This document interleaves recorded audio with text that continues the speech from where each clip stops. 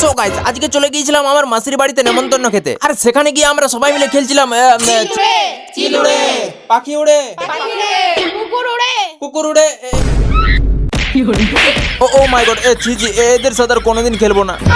হ্যাঁ তো গাইস, আজ সকাল 11টার দিকে আমি আমার গেটআপটাকে সেট আপ করে ওই মুখে একটু ছাই পাশ লাগিয়ে পুরোপুরি রেডি হয়ে গেলাম।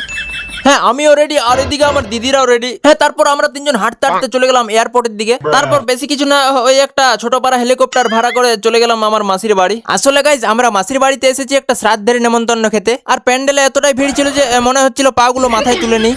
না এখন এত ভিড়ে তো খাওয়া দাওয়া কিছুই হবে না। তাই আমরা সবাই মিলে ঠিক করলাম যে টাইম পাস করার জন্য কিছু একটা গেম খেলা যাক। হ্যাঁ, তাই আর কি আমরা সবাই মিলে একটা জায়গায় বসে খেলছিলাম চিল উড়ে, পাখি উড়ে, লোকের ঘর উড়ে।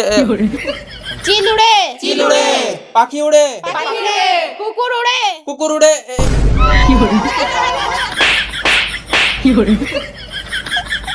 হ্যাঁ, তো যাই হোক, এখন আমরা চলে এসেছি প্যান্ডেলে খাওয়া দাওয়া করতে। আর খাবার টাবার খাওয়ার পর আমার অনেক জোরে ঘুম পাচ্ছিল। হ্যাঁ, তো চলো এখন আমি একটা টেনে ঘুম মারি। আর তোমরা এক কাজ করো, চ্যানেলটাকে সাবস্ক্রাইব করে দাও।